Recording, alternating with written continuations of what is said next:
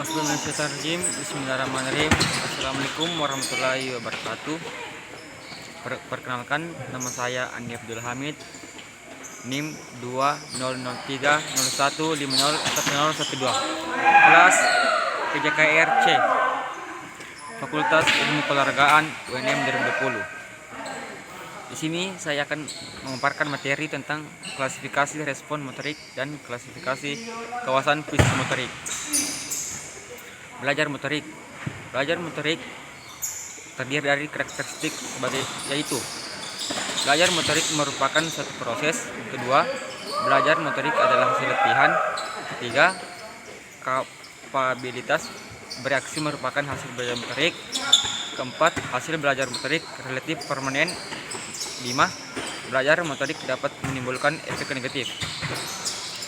Dan selanjutnya, beberapa teori psikologi belajar motorik. Teori behavioristik. Teori ini berkembang antara tahun 1894 sampai 1936 atau pada pertengahan abad ke-20 di Amerika. Tokoh-tokoh aliran behavioristik ialah Ivan Petrovich Pavlov, kedua E.L. Thorndike, 3. E.R. Guthrie, 4. B.F. Skinner, kelima R.M. Gagne. Koneksionisme dan dari Thorndike.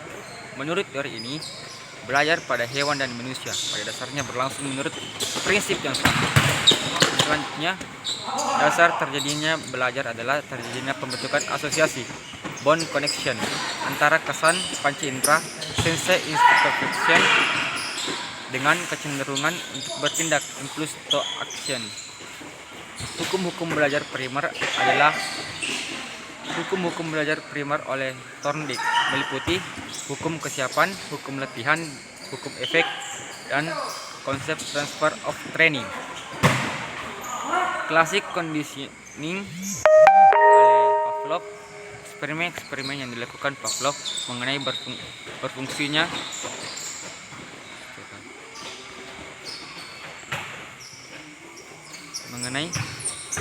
bagaimana tingkah laku tertentu dibentuk dengan pengaturan dan manipulasi lingkungan. Proses pembentukan tingkah laku tersebut disebut proses penceratan conditioning process.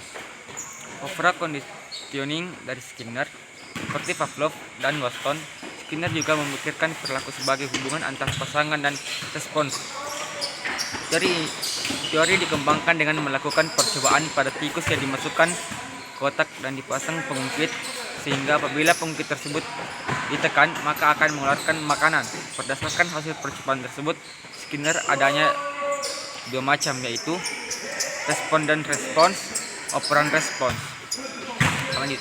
Selanjutnya, teori kognitif. Teori kognitif ini muncul karena para ahli teori ini tidak menerima ikatan stimulus respons sebagai unit perilaku yang sangat memuaskan.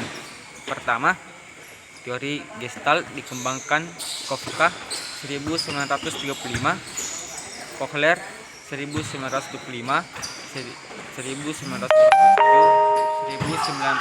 1969, dan Wertheimer 1945. Dari hasil penelitian yang dilakukan, maka ditemukan hukum-hukum sebagai berikut. Pertama, hukum Pragnas atau penuh arti. Selanjutnya, hukum kesamaan, law is similarity. Hukum kedekatan, law of proximity. Hukum ketertutupan, law of closure. Teori Megan Lewin mula-mula dikembangkan oleh Kurt Lewin 1935, 1936 sampai 1942. Berdasarkan teori Gestalt, prinsip-prinsip Gestalt yang dilakukan telah dikemukakan diakui berlakunya oleh Lewin. Di samping itu, menambahkan unsur-unsur baru mengenai belajar seperti berikut. Salah satunya, belajar adalah merubah struktur kognitif. Kedua, peranan hadiah dan hukuman. Ketiga, masalah sukses dan gagal. Keempat, taraf aspirasi. Kontrol motorik. terbagi atas dua, yaitu kontrol tertutup, pengontrolan keadaan yang berlangsung di dalam sistem itu sendiri untuk selama beberapa waktu. Dalam pengontrolan sistem tertutup, umpan balik memiliki peran penting. Kedua, kontrol terbuka terjadi apabila instruksi yang terjadi disusun terlebih dahulu dan dilaksanakan tanpa memperhatikan efek yang terjadi terhadap lingkungan seperti pada sistem kontrol tertutup. Umpan balik dan pengetahuan tentang hasil. Umpan balik merupakan informasi yang diperoleh atlet atau siswa setelah mempraktekkan suatu gerakan yang dilakukan. Klasifikasi umpan balik intrinsik, umpan balik ekstrinsik. Fungsi umpan balik. Sebagian besar perahli sepakat bahwa manajemen umpan balik yang baik akan memperlancar proses belajar sejalan dengan pandangan tersebut. Umpan balik memiliki fungsi itu sebagai motivator, sebagai bimbingan. Sekian dan terima kasih. Billahi taufiq wal hidayah. Wassalamualaikum warahmatullahi wabarakatuh.